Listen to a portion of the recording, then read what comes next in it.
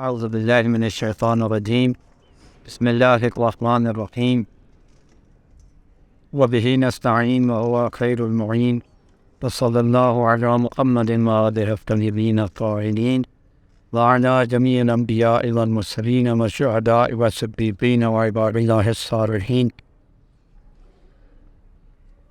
چہل حدیث ہے امام خمینی رحمۃ اللہ علیہ، اور اس کی پہلی حدیث کی آج کے سلسلے میں آج دوسری گفتگو ہے.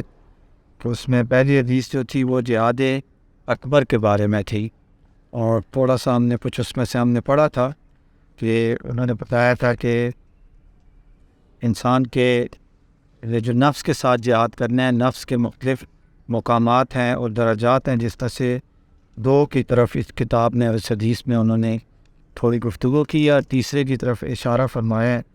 پہلا مقام جو انہوں نے بتایا تھا وہ یہ تھا کہ یہ جو ظاہری انسان کا بدن ہے اور یہ 60 شعبے ہیں اس کے، کان، آنکھ، زبان، پیٹ، شرمگاہ، ہاتھ اور پاؤں، کہ ان کے اوپر شریعت کی اور عقل کی حکمرانی ہو، نہ کہ شیطان اور خواہشات نفس کی. یہ گفتگو جاری تھی. سب سے پہلے انہوں نے کہا تھا کہ یہی بات بتائی تھی اس پہلی فصل میں کہ اس نفس کے اوپر جو ہے، اس مقام میں ہمارے ہاتھوں پر، ہماری آنکھوں پر، ہمارے کانوں پر، ہماری زبان پر، ہمارے پیٹ پر، ہماری شرمگاہ پر، ہمارے پیروں پر عقل و شریعت کی حکمرانی ہو. یہ سارے جو ہمارے اعضاء ہیں یہ شریعت کی تعلیمات کی روشنی میں کام کریں. آنکھ وہ چیز دیکھے جس کی شریعت اجازت دیتی ہے اور اس چیز کو نہ دیکھے جس کی شریعت اجازت نہیں دیتی. کان اسی طرح سے، ہاتھ اسی طرح سے، زبان اسی طرح سے. پیٹ میں وہ چیز جانی چاہیے جس کے جانے کی شریعت اجازت دیتی ہے، اور وہ چیز نہیں جانی چاہیے جس کی شریعت اجازت نہیں دیتی. تو یہاں پہ شریعت کو اور عقل کو حکمران کرنا ہے اور شیطان اور خواہشات نفس کو شکست دے کر فارغ کرنا ہے. یہ پہلا مقام تھا. تو اس سلسلے میں یہ پہلی فصل تھی، اور اسی سلسلے میں کہ کس طرح سے ہم شریعت کو اور عقل کو اپنی اس مقام، نفس کے اس مقام میں غالب کر سکتے ہیں، فتح دلوا سکتے ہیں اور شیطان اور خواہشات نفس کو شکست دے سکتے ہیں. اس کے لیے کہتے ہیں یہ دوسری فصل میں کہ سب سے پہلی چیز یہ ہے کہ غور و فکر کریں. اور میں ابھی یہاں بیٹھے بیٹھے شاید 2 3 4 کتنی مرتبہ میں نے اس کو پڑھا ہے، یعنی خود پڑھنے میں اتنا لطف آ رہا تھا کہ بار بار پڑھنے کو دل کرتا ہے. اور میں سوچ رہا تھا یعنی الگ سے کوئی سوچنے کی ضرورت ہی نہیں ہے، آدمی اسی 1-1.5 صفحے کو بار بار پڑھتا رہے تو غور و فکر بھی ہو جائے گا. اور کتنا میں نے جس طرح پہلے دن مسلم بھی عرض کیا تھا کہ امام خمینی رحمۃ اللہ علیہ کا ایک جملہ جو ہے وہ نسخے کا کام نہیں کرتا ہے بلکہ دوا والا کام کرتا ہے، یعنی باقاعدہ اثر انداز ہوتا ہے. اب دیکھیں، اب یہاں غور و فکر میں یہ شروع ہوتا ہے، یہ بھی جان لو نہیں سے، یعنی مخاطب ہے جیسے بات چیت ہو رہی ہے. یعنی آپ تھوڑی دیر کے لیے فرض کریں کہ زبان اور چہرہ میرا ہے، لیکن الفاظ جو ہیں وہ امام خمینی رحمۃ اللہ علیہ کے، آپ امام خمینی کی زبان سے سن رہے ہیں. وہ کہہ رہے ہیں کہ جان لو، سمجھ لو، غور کرو. کیا کہ جہاد نفس اور حرکت اللہ کی پہلی شرط غور و فکر ہے. سب سے پہلی شرط کیا ہے؟ اگر آپ جہاد نفس کرنا چاہتے ہیں، جہاد اکبر کرنا چاہتے ہیں، تو وہ کیا ہے؟ غور و فکر. سب سے پہلے یعنی فکری بنیادوں پہ جہاد مبتنی ہونا چاہیے، جذباتی اور جوشیلی چیزوں کے اوپر نہیں. غور و فکر کر کے جب آدمی کوئی فیصلہ کرتا ہے تو پھر اس کے اوپر ثابت قدم بھی رہتا ہے.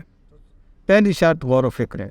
اگرچہ بعض علماء اخلاق نے اس کو بدایات کی 5ویں درجے میں رکھا ہے. بدایات یعنی پرائمری، بدایات کے 5ویں درجے میں 4 چیزیں اور ہیں. یہ اشارہ ہے ان کا خواجہ عبداللہ انصاری کی کتاب منازل السائرین کی طرف، کہ اس میں انہوں نے اس کو 5ویں درجے پہ رکھا ہے. انسان اور وہ بھی اپنی جگہ صحیح ہے، یعنی یہ بھی ایک بزرگ عالم کی یعنی ایک خصوصیت ہوتی ہے جو خواہشات نفس کے پیچھے نہیں ہے. ورنہ بعض اہل علم ایسے ہوتے ہیں انہیں کسی کی کے اوپر اعتراض کرنے کا موقع چاہیے ہوتا ہے، پھر اس کے بعد دیکھیں وہ کس طرح سے اس کو دھو ڈالتے ہیں. لیکن یہ دیکھیں احترام کہ خواجہ عبداللہ انصاری نے اگر منازل السائرین میں غور و فکر کو پرائمری بدایات کے 5-6 درجے میں رکھا ہے، 5ویں کلاس میں، پہلے 4 اور چیزیں ہیں جو کہتے ہیں وہ بھی اپنے جگہ ٹھیک ہے، میں جو کہہ رہا ہوں یہ بھی ٹھیک ہے، وہ بھی ٹھیک ہے. ایسا وہی عالم کہہ سکتے ہیں جو عالم خود فنا فی اللہ، اور یعنی اپنی ذات کو اس نے کیا کہتے ہیں اسے معاف کر دیا ہو. امام خمینی رحمۃ اللہ علیہ کے بارے میں بڑا خوبصورت وہ ہے، جب یہ نئے غوزے میں مشہور ہونا شروع ہوئے، ایک اچھے برجستہ استاد کی عنوان سے بھی انقلابی اور وہ باتیں نہیں آئی تھیں، ایک اچھا استاد، ایک اچھے ملا کے طور پہ جب مشہور ہونا شروع ہوئے، تو اس وقت جو قوم میں ایک بڑے مجتہد تھے، ان کا بیٹا آیا ان کے پاس اور اس نے کہا کہ مجھے آپ، ہماری ایک کتاب ہوتی ہے لوما فقہ کی، شہید اول اور شہید ثانی کی، تو میں آپ کے پاس وہ پڑھنا چاہتا ہوں، پڑھائیں. انہوں نے آپ کسی بھی وجہ سے یا اس کو قابل نہیں سمجھا یا وقت نہیں تھا، جو بھی تھا، انہوں نے معذرت کر لی کہ میں نہیں پڑھا سکتا. اس سے بےزتی محسوس، میں اتنے بڑے قوم کے مجتہد کا بیٹا اور میں ان کے پاس آیا تھا، انہوں نے مجھے وہ انکار کر دیا. اس نے اپنے چچا سے ذکر کیا، وہ چچا بھی عالم تھے، بڑی شخصیت تھے، لیکن والد صاحب سے نہیں، چچا سے. تو انہوں نے جب سنا تو انہوں نے بھی بےزتی محسوس کی کہ ہمارا بھتیجا گیا اور اس میں، تو انہوں نے کہا چھوڑو، دفع کرو، وہ بھی کوئی عالم ہے، وہ بھی کوئی ملا ہے، ان کے ملا نیست. جو فارسی میں ہمارے قوم میں خصوصاً یہ ہوتا تھا، جو بہت زیادہ قوی ہو اپنے اس علم میں، اسے ملا کہتے ہیں. ہمارے یہاں تو ملا کچھ اور حساب کتاب میں استعمال ہوتا ہے نا، وہاں کسی مثلا ملا باقر مجلسی، ہر کسی کو ملا نہیں کہتے. ملا اخند خراسانی یا ملا علی معصومی، 3-4-5 ملا ہیں ٹوٹل جن کو ملا کہا جاتا ہے. جو بہت لائق ہو نا اور بہت بہترین استاد ہو، اس کو کہتے ہیں ملا. انہوں نے جو وہ چچا تھے، انہوں نے ان کو کہا، بھتیجے کو کہا، تسلی دینے چھوڑا، دفع کرو اسے، وہ تو ملا ہی نہیں ہے، اسے کیا آتا ہے. کوئی سننے والا سن رہا تھا، اس نے یہی بات جا کے امام خمینی رحمۃ اللہ علیہ کو کہی کہ فلاں قبلہ صاحب آپ کے بارے میں یہ کہہ رہے تھے کہ آپ ملا نہیں ہیں. بڑے سکون کے ساتھ، ہم جیسا ہوتا ہے نا تو آپ بگولا ہو جاتا ہے، اس کی ایسی کی تیسی، وہ میرے بارے میں ایسے کہتے ہیں، اسے خود کیا آتا ہے. نہیں، انہوں نے کہا من ٹیک گفتم کے مان ملا استا. انہوں نے کہا میں نے کب کہا میں ملا ہوں، میں تو ایک چھوٹا سا طالب علم، بات ہی ختم ہو گئی. یعنی ورنہ ہمارا جو ماحول سسٹم ہے آپ دیکھ لیں، مثلا ایک انجینئر دوسرے انجینئر، وہ اسے کیا آتا ہے، جب اس انجینئر کو پتہ چلے گا تو وہ کہے گا ہاں مجھے کہتا ہے کیا آتا ہے، اسے کیا آتا ہے. جو ڈاکٹر سے حتیٰ امامے والے بعض اوقات علماء میں بھی یہ چیز پائی جاتی ہے، بعض میں جنہوں نے اپنے آپ کو نہیں وہ سنوارا ہوتا اور تہذیب نفس کی ہوتی. تو دیکھیں یہاں پہ بھی کہتے ہیں کہ انہوں نے بھی ٹھیک کہا، حالانکہ اگر انہوں نے ٹھیک کہا تو پھر آپ وہی بات کہیں نا، ان کی نظر میں وہ صحیح اس معنی میں نہیں تھا، یہ اس معنی میں صحیح تھا. لیکن انہوں نے کہا کہ وہ بھی اپنی جگہ ٹھیک ہے، کیونکہ انہوں نے اپنی سمجھ اپنی اس کے مطابق کہا، وہ بھی ٹھیک ہے. بہرحال میری نظر میں سب سے پہلی جو کہتے ہیں کہ وہ شرط ہے، وہ کیا ہے؟ غور و فکر ہے. اب غور و فکر سے کیا مراد ہے؟ یہ دیکھیں آپ کو رائے حل بھی بتاتے ہیں. کلی طور پہ کہہ دیا جاتی غور کریں، فکر کریں، قرآن میں بھی آیا ہوا ہے. آگے اس کی وضاحت کس طرح سے غور و فکر کرنا ہے وہ دیکھیں کس طرح سے آپ کو بتا رہے ہیں. کہتے ہیں یہاں پر غور و فکر سے مراد یہ ہے کہ انسان 24 گھنٹوں میں، 24 گھنٹے بہت ہوتے ہیں، ان 24 گھنٹوں میں چاہے تھوڑی دیر کے لیے روزانہ یہ سوچے، یعنی کاش اللہ ہمیں توفیق دے ہم روزانہ یہ صفحہ پڑھیں، 1.5 صفحہ روزانہ پڑھیں، 2 منٹ شاید لگیں گے، روزانہ یہ پڑھیں. روزانہ یہ سوچے کہ جس خدا نے اس دنیا میں پیدا کیا ہے مجھے اور تمام راحت و آرام کے اسباب میرے لیے مہیا کیے ہیں، ان جو زندگی گزارنے کی ضروریات ہیں الحمدللہ، پازیٹیو ہو کے دیکھیں تو خدا نے ہمیں بہت کچھ دیا ہے.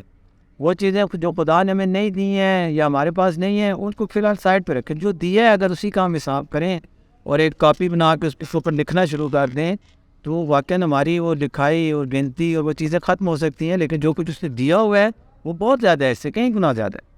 تو جو کچھ اس نے ہمیں دیا ہے اس میں سے مثلا کہتے ہیں صحیح و سالم بدن ہے، آنکھیں ٹھیک ہیں، کان ٹھیک ہیں، زبان ٹھیک ہے، ہاتھ ٹھیک ہے، پیر ٹھیک ہیں. اس دنیا میں بہت سارے ایسے ہیں بیچارے جن کے پاس ٹانگیں نہیں ہیں، بہت سارے ایسے ہیں جن کے پاس آنکھیں نہیں ہیں، بہت سارے جو خواجہ عبداللہ انصاری رحمۃ اللہ علیہ جن کا بھی اوپر وہ ذکر ہوا، جنہوں نے 5-6 درجے میں رکھا ہے، انہوں نے کہتے ہیں ایک دفعہ کہتے ہیں خود وہ ذکر کرتے ہیں کہ جوتے نہیں تھے ان کے پاس پاؤں میں پہننے، یہ 5ویں صدی ہجری میں تھے. یعنی آج کل تھوڑا تصور مشکل ہے، عموماً کوئی نہ کوئی جوتا ہر کوئی بنا ہی لیتا ہے، جوتے نہیں تھے ان کے پاس. ایسے ہی کہتے ہیں ایک دم میرے دل میں شکوہ سا آیا کہ بتایا جوتے بھی نہیں ہیں میرے پاس. کہتے جیسے یہ دل میں بات آئی پھر میں نے اس کو کر دیا. باہر نکلا تو دیکھا ایک شخص جا رہا تھا جس کے پیر ہی نہیں تھے. اس وقت میں نے اللہ کو شکر ادا کیا, خدایا چلو جوتے نہیں ہے کم از کم پیر تو ہیں. وہ بیچارہ پتہ نہیں کس طرح تملال بنا کے کیسے چل رہا تھا, یعنی پیر نہیں تھے اس کے. تو اس حساب سے آپ دیکھیں کہ خدا نے آپ کو صحیح و سالم بدن دیا ہے, مجھے دیا ہے, اور اس بدن کو ایسی طاقتیں اور مرحمت فرمائی ہیں کہ ان میں سے ہر ایک جو ہے وہ ہر ایک قوت اور طاقت جو ہے وہ نفع بخش ہے. آنکھیں دی ہیں جس سے میں دیکھ سکتا ہوں, کان دی ہیں جن سے میں سن سکتا ہوں, زبان دی ہے جس سے میں اپنے دل کی بات اور جو کچھ میرے اندر ہے اس کا اظہار کر سکتا ہوں, ہاتھ دیے ہیں, پاؤں دیے ہیں, ان بہت کچھ اللہ نے مجھے دیا ہے. اور جو وہ ہر ایک کی اپنی ایک وہ محسن کراتی مثال دیتے ہوتے ہیں. بعض اوقات ہوتے ہیں انگوٹھا کس لیے, کہتی ہے انگوٹھا نہ ہو تو آپ بٹن نہیں بند کر سکتے. انہوں نے کوئی تحقیقی میں واقعی بعد میں دیکھا انگوٹھے کے بغیر بٹن بند نہیں ہوتا ہے, یہ چاروں انگلیاں ملا کے بھی آپ بٹن بند کریں نہیں ہوگا. تو اس ڈیپ میں اگر اس طرح سے نعمتوں کے جائیں نا تو پھر تو کیا ہی بات ہے کہ ایک ایک آنکھ سے میں کیا کیا کر سکتا ہوں, کان سے کیا کیا کر سکتا ہوں, زبان سے کیا کیا کر سکتا ہوں. اور ایسی وہ نفع بخش ہے کہ جن سے عقل حیران رہ جاتی ہے اور اس کے لیے نعمت اور رحمت کی بساط بچھائی. اس کے علاوہ باہر آپ دیکھیں انواع اقسام کے پھل فروٹ سبزیاں رنگ, اتنی نعمتیں, اتنے دلکش چیزیں ہیں کہ انسان حیران رہ جاتا ہے. اور دوسری طرف سے یہ بھی سوچے کہ اسی خدا نے ہم لوگوں کے لیے اتنے انبیاء بھیجے. ہم نے کسی نبی کو نہیں دیکھا لیکن بہرحال معتبر لوگوں سے, سچے لوگوں سے سنا ہے کہ اتنے انبیاء بھیجے اس نے, کتابیں نازل کی اس نے, ہماری ہدایت کا انتظام کیا اس نے. اس مالک کے لیے ہمارا کیا فریضہ بنتا ہے جوابی طور پر, جس نے اتنا کچھ ہمارے لیے کیا. کیا اس پوری کائنات کا مطلب صرف شہوت پرستی تھا؟ شہوت پرستی یعنی اپنی من موجی زندگی گزارنا, دل کیا تو سو جائیں, دل کیا تو جاگ جائیں, دل کیا تو کھا لیں, دل کیا تو نہ کھائیں, جو دل کیا وہ کھا لیا, جو یعنی اپنی مرضی کی زندگی گزارنا. کیا صرف یہ مقصد تھا؟ حیوانی خواہشات کی تکمیل تھا بس. یہ ساری حیوانی خواہشات, کیونکہ جسم جتنی بھی خواہشات کا تعلق جسم کے ساتھ ہے یہ حیوانی خواہشات ہیں, حیوانوں میں بھی پائی جاتی ہے. کھانا پینا جو ہے حیوان بھی کھاتے پیتے ہیں, اور بلکہ بعض حیوان جو ہیں وہ ہم سے زیادہ کھاتے ہیں. وہ کوئی میں نے سنا تھا ایک ویل مچھلی ہے کہ کون سی, وہ پتہ نہیں کتنے ٹنوں کے حساب سے روز کھاتی ہے, ٹنوں کے حساب سے, ہم سوچ بھی نہیں سکتے. اگر کھانا پینا زیادہ ملاقر میں آ رہا ہے تو وہ ویل مچھلی پھر ہم سے افضل ہوئی, ہم سے زیادہ کھاتی ہے. اسی طرح باقی وزن اگر زیادہ جس کا ہوگا وہ مثلاً وہ ہے تو ہاتھی کا وزن ہم سے کئی گنا زیادہ ہوتا ہے. اور بہت ساری وہ جو ٹنوں کے حساب سے کھاتی ہے اس کا وزن کتنا ہوگا. نظر زیادہ تیز ہونا مثلاً تو عقاب کی نظر ہم سے کئی زیادہ تیز. یعنی یہ جسمانی میں ساری خصوصیات دیکھیں, ہر خصوصیت میں آپ کو کوئی نہ کوئی حیوان ملے گا جو انسان سے زیادہ تیز ہے. تو اگر یہ ان چیزوں کے لیے اللہ نے خلق کیا تھا تو یہ چیزیں تو ہم سے حیوانوں میں زیادہ بہتر پائی جاتی. پھر ہم نے اور ان میں فرق کیا ہوا؟ اشرف مخلوقات تبارک اللہ احسن الخالقین کہنے کی کیا ضرورت تھی, جس میں ہمارے اور تمام حیوانات میں کوئی فرق نہیں ہے ان چیزوں میں. میں نے آپ پاس کیا نا, ایک چیز میں ایک حیوان ہم سے آگے ہوگا, دوسری چیز میں ایک دوسرا حیوان ہم سے آگے ہوگا, تیسری چیز میں ایک تیسرا حیوان ہم سے آگے ہوگا. سب ہی اس میں شریک ہیں, یا اس دنیا رنگ بو کا کچھ اور بھی مقصد ہے؟ کیا صرف یہی ہے کہ بس من پسند زندگی گزارنا ہے مقصد ہے, یا کوئی اور مقصد ہے؟ کیا انبیاء کرام, اولیاء اعظام, حکمائے بزرگ, علماء, ہر قوم و ملت کے علماء اعلام وہ لوگوں کو عقل و شرط قانون کی دعوت دیتے تھے, شہوت پرستی اور دنیا فانی سے پرہیز کرنے کی تاکید کرتے تھے؟ کیا یہ سب لوگ ہمارے دشمن ہیں؟ کیا یہ سب لوگوں سے دشمنی رکھتے تھے؟ یعنی ہمارے دشمن ہیں اس لیے ہمیں کہتے ہیں یہ کام نہ کریں, اور لوگوں کے اب بھی یہ دشمن ہیں. یہ علماء مجتہدین, آیت اللہ سستانی, رابر معظم انقلاب, یہ امام خمینی, یہ ہمارے دشمن ہیں؟ یا ہم جیسے لوگوں کی اصلاح سے واقف نہیں ہیں, انہیں پتہ نہیں ان کی اصلاح کیسے کرنی ہے, اور آ کے ایسی باتیں کرتے ہیں جو دریائے خواہشات میں غرق ہیں. ایک عقل مند انسان اگر تھوڑی دیر بھی غور و فکر کرے, تھوڑی دیر بھی, یہی کافی تھا. جو بھی جگہ اپنے سنا یہی کافی ہے کہ سمجھ لے گا کہ اس فساد کا مقصد کوئی دوسری کھانے پینے کے لیے اور ایک من پسند زندگی گزارنے کے لیے ہم اس دنیا میں نہیں آئیں. اس خلقت سے مقصد اس خلقت کا اس سے بزرگ و برتر عالم ہے، ایک بڑی دنیا ہے جس کے لیے ہمیں اس دنیا میں تیار کیا جا رہا ہے۔ انسان اس دنیا میں آتا ہے، پہلے 9 مہینے 8 مہینے کتنے وہ ماں کے پیٹ میں گزارتا ہے۔ وہ ماں کے پیٹ میں جو وقت گزارتا ہے وہ وقت جو ہوتا ہے وہ اسے اس دنیا میں آنے کے لیے تیار کرتا ہے۔ ڈائریکٹ ماں سے ادھر نہیں آ سکتا ہے، پہلے وہ 9 مہینے وہاں گزارتا ہے، پھر اس دنیا میں آنے کے قابل ہوتا ہے۔ اسی طرح اس دنیا میں جب انسان آتا ہے تو اس دنیا میں بھی انسان اگلی دنیا میں جانے کے لیے تیار ہوتا ہے۔ اب اگلی دنیا 2 قسم کی ہے، 2 اس کے پورشن ہیں۔ اب یہاں پہ ہم کسی ایک پورشن کے لیے تیار ہوں گے، یا وادی برزخ میں جائے گا انسان، یا وادی برزوت میں جائے گا، وادی سلام میں یا وادی برزوت میں۔ عالم برزخ جو ہے، عالم برزخ کے پھر 2 حصے ہو جاتے ہیں، وادی برزوت اور وادی سلام۔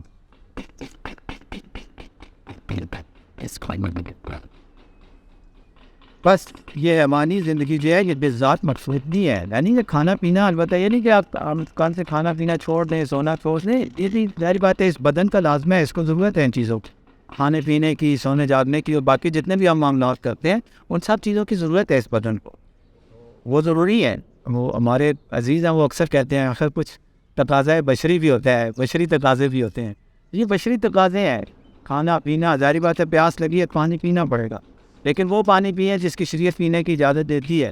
بھوک لگی ہے تو اس پیٹ کو بھرنا پڑے گا، اس چیز سے پیٹ بھرے جس سے پیٹ بھرنے کی شریعت اجازت دیتی ہے، وہ مسئلہ نہیں ہے۔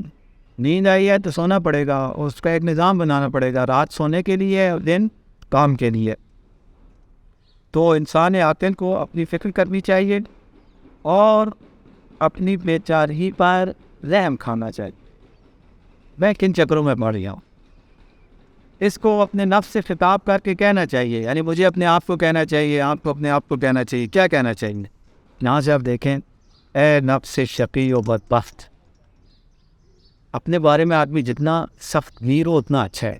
ہم بالکل برعکس ہیں، دوسروں کے بارے میں بہت سخت گیر ہوتے ہیں، دوسروں کی چھوٹی چھوٹی برائی بھی ہمیں بڑی نظر آتی ہے، اور دوسروں کی بڑی بڑی اچھائی بھی ہمیں وہ چھوٹی سی معمولی سی بات ہے۔ جبکہ یہ بزرگان کی روش یہ ہے کہ نہیں، آپ دوسروں کی چھوٹی کو بھی بڑی سمجھیں، اچھائی کو، اور دوسروں کی بڑی برائی تو کہیں وہ جانے، اس کو خدا جانے، وہ معاف کرنے پہ آئے تو خدا کے آگے کچھ نہیں، اپنے اوپر جتنا ہو سکتا ہے سختی کریں۔ بات مراجعے کے بارے میں کہتے ہیں، مثلا آیت اللہ بادِ رحمۃ اللہ علیہ کے بارے میں مشہور ہے فقہی اعتبار سے کہ وہ اپنے لیے بہت سخت گیری کرتے تھے، لیکن تو فتویٰ دینے میں وہ بڑے نرم ہیں، فتوے میں وہ اتنی سختی نہیں کرتے، یعنی لوگوں کے لیے سختی نہیں کرتے، جہاں پہ گنجائش نکل سکے وہ نکالتے ہیں لوگ، خیری طور پہ شریعت کے اندر سے قانون جہاں پہ اجازت ہے وہاں کوشش کرتے ہیں۔ بعض علماء فتوے میں بھی احتیاط کرتے ہیں، وہ بھی اپنی جگہ ٹھیک ہوتے ہیں، ڈرتے ہیں کہ میں احتیاط کر کے فتویٰ دوں گا، لوگ عمل کریں گے تو یقیناً صحیح ہوگا، اگر تھوڑا سا کھلا فتویٰ دوں گا کل گڑبڑ نکلے کہ کل میں خود پھنس نہ جاؤں، وہ اپنے حساب سے بیچارے ٹھیک کرتے ہیں۔ لیکن اصل جو چیز ہے وہ یہ ہے کہ انسان جتنی سختی کرنی ہے اپنے اوپر کر۔ اے نفس شقی، اے بدبخت، بہت دنوں تک تو نے خواہشات کے پیچھے اپنی عمر کو برباد کیا، بڑا عرصہ ہو گیا اپنی خواہشات کے پیچھے تم چلتے رہے، اپنی مرضی کی زندگی گزار، بہت ہو گیا، اور سوائے حسرت و افسوس کے تیرے پاس، تیرے ہاتھ میں کچھ نہیں آیا۔ ہماری فیلڈ ایسی ہے، مثلا میں جس علاقے میں رہتا ہوں وہاں بڑے بڑے اب تو اربوں پتی کی لوگ ہیں، وہاں پہ کروڑوں پتی کی، اور عوام بھی ہیں، عام لوگ بھی ہیں، تو جانتا ہوں بہت سارے کی خواہش ہے کہ ہم ان اربوں یا کروڑوں پتی لوگوں جیسے ہوتے ہیں، کیونکہ ہمارے سب سے تعلقات ہوتے ہیں، سب اپنے بعض اوقات اپنے دل کی باتیں، گھر کی باتیں، مسئلے مسائل میں ڈسکس کرتے ہیں۔ ہمیں پتہ ہے کہ وہ جو کروڑوں پتی اربوں پتی ان کے گھروں میں کیا مسائل، سب سے زیادہ ڈپریشن وہاں پہ ہے، سب سے زیادہ مسئلے مسائل پریشانیاں ٹینشنیں وہاں پہ ہیں، سب سے زیادہ شوگر کا مسئلہ وہاں پہ ہے، سب سے زیادہ بلڈ پریشر کا مسئلہ، یعنی بہت کچھ ہے بیچارے، یعنی دن رات کہتے ہیں سکون نہیں ہے، چین نہیں۔ اور عام لوگ جو ہیں ہر کوئی کہتے ہیں میں فلانا شاہ بن جاؤں اور میں بھی فلانے شاہ کی طرف ہو جاؤں، اور وہ بیچارے شاہ صاحب جو ان کے گھر والے آ کے جو باتیں بتاتے ہیں، ہمیں پریشانیاں اپنی ڈسکس کرتے ہیں کہ یہ مسئلہ ہے، وہ مسئلہ ہے، یہ پریشانی ہے، یہ ٹینشن ہے، وہ ٹینشن ہے، نیند نہیں آتی ہے، یہ نہیں ہوتا ہے، وہ سب اسی لیے ہے۔ جس نے اپنی زندگی کو خواہشات کے پیچھے نہیں گزارا ہوتا، شریعت آپیں اور خدا کی بندگی میں گزارا ہوتا ہے، وہ پرسکون ہوتا ہے۔ مجھے یاد آ گیا ہمارے قوم میں ایک ہم سے یعنی بزرگ تھے، بہت ہی اللہ والے تھے، یعنی ان کا چہرہ بندہ دیکھتا ہے تو ایک دیکھنے والا روحانیت اور معنیت کا احساس کرتا ہے. سید بادشاہ ہیں وہ. میں بڑی ان سے ایک خاص عقیدت محبت تھی. تو ہماری جب شادی ہوئی تو جو میرے بہت ہی پسندیدہ علماء شخصیات تھے ان کی میں نے ایک مشترکہ دعوت کی. وہ آپس میں بھی منسلک تھے. وہ جب آئے 4-5 افراد تھے، تو ان میں سے یہ جو سید تھے یہ پیچھے آفر میں 2-3 گاڑیوں پہ آئے تھے. وہ اندر آ گئے، یہ سارے بیٹھ گئے. تو ادھر کسی نے پوچھا انہیں میں سے ایک نے کہ یار وہ ہوائی نوری نے وہ نہیں آئے. تو وہ ہمارے دوسرے عزیز جو سے زیادہ کلوز ہیں، ان کا آپ کو پتہ ہے وہ بہت ہی ٹھنڈے مزاج کے سکون کے ساتھ اور کام کر. کہتے ہیں جنگ کے زمانے میں پانی کے اندر کوئی جزیرہ تھا، اس میں پھنس کے چاروں طرف سے دشمن نے گھیر لیا. اور ان کا جو کمانڈر تھا دینی، وہ بھی عالم تھا، یہ بھی عالم تھے، لیکن وہ سے بہت جونیئر تھے. تو ان کے پاس اسلحہ ختم ہو گیا تھا. تو بیچ سین پہ جو رابطہ ہوا، گولوں کی آوازیں آ رہی تھی اور چاروں طرف سے گھیرا ہوا تھا. تو اس نے پوچھا آپ کے پاس اسلحہ کتنا ہے؟ فورٹ وارڈز نے. تو اس نے کہا جتنا آپ نے درس خارج پڑھا اس سے بھی زیادہ ہے ہمارے پاس. اور یہ ان کو پتا تھا، انہوں نے درس خارج پڑھا ہی نہیں تھا. کہتے لیکن اتنے اطمینان کے ساتھ وہ جواب دے رہے تھے جیسے کوئی بات ہی نہیں ہے. تو ہمیشہ پرسکون رہتا ہے. چاروں طرف یہاں پہ پولے برس رہے ہوں. پتہ نہیں آپ میں کسی کو اوجڑی کیمپ والا واقعہ شاید آپ کی زندگی میں ہوا ہے نہیں ہوا ہے، یاد ہے یا نہیں؟ کہ اس پنڈی اسلام آباد کے اوپر وہ اوجڑی کیمپ پھٹا تھا تو راکٹ گر رہے تھے. تو اس وقت جو عام تھا اس پنڈی اسلام آباد کا لوگ پتہ نہیں کہ کراچی تک جا پہنچے تھے. جب کوئی پتہ نہیں نا کدھر سے گولا آ رہا ہے، کدھر سے بم آ رہا ہے، کوئی بھی آ کے ہمیں لگ سکتا ہے یا گولی آ رہی ہے. اس ماحول میں بھی وہ اتنا پرسکون ہے اور اتنے سکون کے ساتھ کہتے ہیں یہ کون ہے؟ یہ وہ ہے جس نے اپنے آپ کو اپنے رب کے حوالے کر. اس سے زندگی موت کی بھی پرواہ نہیں ہے. جب تک اس نے زندہ رکھنا ہے زندہ رکھے گا، جب اس نے مارنا ہوگا مار دے گا. جانا چاہے دنیا جب تو آج جانا ہے کل جانا ہے. شہادت کی موت جائے تو اور کیا چاہیے اس سے بڑھ. پرسکون ہے، ٹینشن نہیں ہے اسے. جب سونے کا وقت ہوگا وہ جیسے ہی سا رکھے گا سو جائے گا. جب جاگنے کا وقت ہوگا جاگ جائے گا. ہم جیسے جو ان چکروں میں پڑے ہوتے ہیں، ہم بستر پہ کروٹوں پہ کروٹیں بدلتے رہتے ہیں اور نیند ہی نہیں آتی ہے. کیوں؟ کیونکہ ان ٹینشنوں میں کیسے آیت اللہ احمدی میانجی رحمۃ اللہ تعالیٰ علیہ، اب وہ اسی مورد کی توضیح میں بڑا انہوں نے، میں نے دیکھا نہیں ہے کہیں پہ یعنی کوئی حدیث روایت، لیکن یہ چونکہ ایک مجتہد کی زبان نے مبارک سے سنا ہے. وہ کہتے ہیں مومن جو اس باور پہ اسے یقین ہو جاتا ہے کہ دنیا مزرعۃ الآخرہ ہے، آخرت کی کھیتی ہے، تو وہ پھر مگن ہو جاتا ہے. یعنی دنیا میں اس دنیا کے لیے کمانے کے لیے آیا ہوں. پھر وہ مگن ہو جاتا ہے، ڈوب جاتا ہے یہاں پہ کمائی میں، یعنی اللہ کی اطاعت اور بندگی میں اور نیک کاموں میں ایسا مگن ہو جاتا ہے، اتنا ڈوب جاتا ہے اس کا مرنے کو دل نہیں کرتا. وہ کہتے ہیں جیسے کوئی بیرون ملک جاتا ہے نا کمانے کے لیے، 3 سال کا اسے ویزا ملا ہے تو وہ چاہتا ہے کہ اس 3 سال کے ویزے میں 24 گھنٹے کام کر سکے تو 24 گھنٹے کام کرے. بعض لوگ ہوتے ہیں ایسے مسلسل جو آئے 3 سال کے لیے 3 سال بعد چلے جانا ہے، جتنا زیادہ سے زیادہ کمانا ہے. اسی طرح یہ بھی ہو جاتا ہے. اور جب اس کا مرنے کو دل نہیں کرتا، خدا بھی اس کے احترام میں اسے موت نہیں دیتا، اس کی خواہش نہیں ہے. اور جب وہ حد کراس کر جاتے ہیں، بہت اوپر نکل جاتے ہیں، اب خدا نے اپنے نظام کو تو چلانا ہے، موت سے ہمراز کا کرنا ہے. پھر خدا کیا کرتا ہے؟ خدا اسے جنت میں اس کا مقام دکھاتا ہے. جب وہ جنت میں اپنا مقام دیکھتا ہے پھر اس کا دل کہتا ہے ہائے میں ادھر جاؤں، ہائے میں ادھر جاؤں. جب یہ جیسے یہ خواہش پیدا ہوتی ہے ادھر جانے کے لیے پھر جان کی قربانی دینی پڑتی ہے. پھر حضرت عزرائیل کے ویسے. اور یہی وجہ ہمارے علماء مجتہدین مثلا ابھی ہمارے استاد ہیں آیت اللہ وحید خراسانی حافظ اللہ 102 کے 3 سال کے ہوتے ہیں یا 4 سال، اور ابھی بھی درس پڑھا، درس فارغ پڑھا. ابھی ہمارے یہاں کچھ 60-70 سال سے اوپر ہو، یہ کہتے ہیں 17-12 سے، یعنی وہ بیچارہ پھر بہت بچہ ایک جیسے ہو جاتے ہیں. لیکن ہمارے مجتہدین 104 سال 2 سال یا 4 سال اب مجھے تھوڑا وہ ہو رہے ہیں 12 یعنی 100 سے اوپر ہو گئے ہیں اور ابھی بھی درس پڑھاتے ہیں. دقیق علمی مباحث کرتے ہیں، شاگرد سوال کرتے ہیں. ان کے درس میں شاید سینکڑوں مجتہد ہوتے ہیں اور سینکڑوں مجتہد ان کے درس میں آتے ہیں. تو وہ ابھی بھی درس پڑھاتے ہیں، بہترین درس پڑھاتے ہیں. تو یہ وہ لوگ ہیں جنہوں نے یعنی اپنے آپ کو اپنے رب کے حوالے کر دیا ہے، اپنے ظاہر کے اوپر بھی عقل اور شریعت کو غلبہ دے دیا ہے اور اپنے باطن کے اوپر بھی عقل و شریعت کو غلبہ دے دیا. اس لیے انہیں کوئی ٹینشن کوئی پریشانی نہیں ہے، کوئی انہیں افسوس نہیں ہے.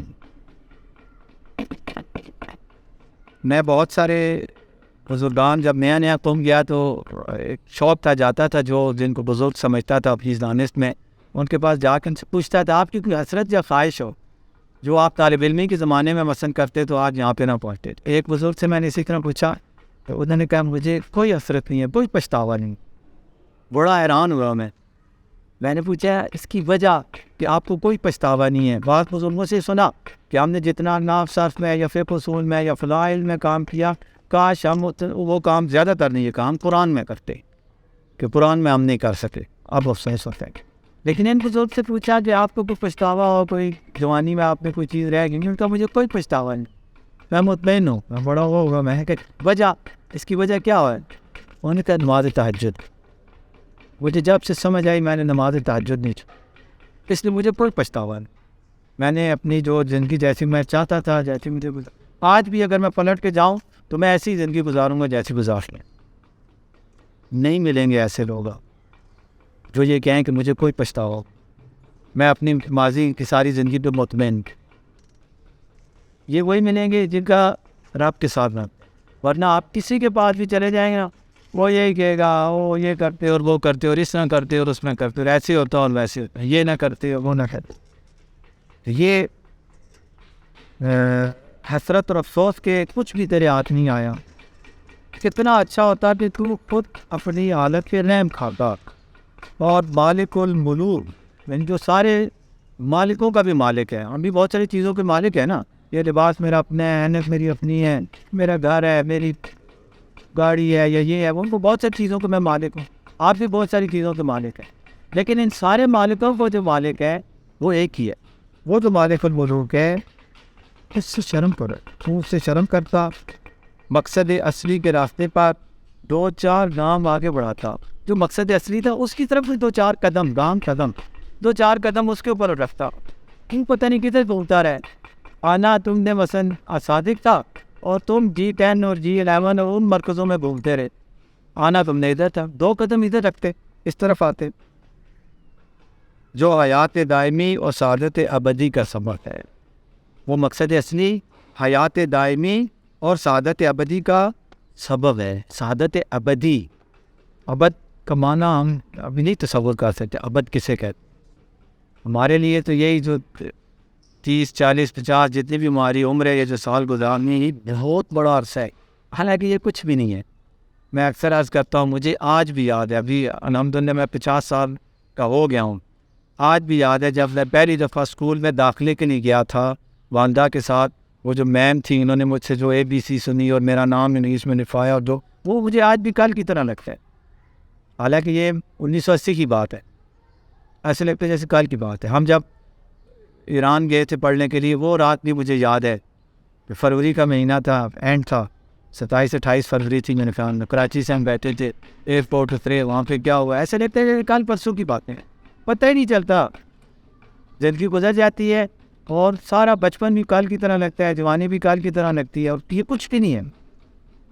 ایک کیا کہتے ہیں اسے، پلک جھپکنا بھی نہیں ہے. حالانکہ بہت عرصہ مانگتا ہے یہ. اور ابدی زندگی پھر آپ اندازہ لگائیں کیسے. تو ابدی سعادت جو ہے وہ یہی ہے کہ انسان اس مقصد اصلی کی طرف یہ غور و فکر کرے. ابدی سعادت کو چند روزہ فانی خواہشات کے بدلے میں نہ بیچ. آیت اللہ بہجت رحمۃ اللہ علیہ جب ہمارے قوم میں حرم حضرت معصومہ سلام اللہ علیہ آتا جو گنبد تھا نا، اس کا وہ یہ پر جو سونے کی پلیٹیں ملیٹیں جو لگی ہوئی تھیں وہ کافی پرانی ہو گئی تھی. یہ سب سے پہلے آئے بہجت نہیں، جو وہاں کے متولی تھے حرم کے، آغا مسعود خمینی، وہ آغا کے شاگرد بھی تھے. تو ان کو کہا کہ اس کو آپ چینج کریں اس سونے کو. انہوں نے کہا جی ہمارے پاس اتنا بجٹ نہیں ہے.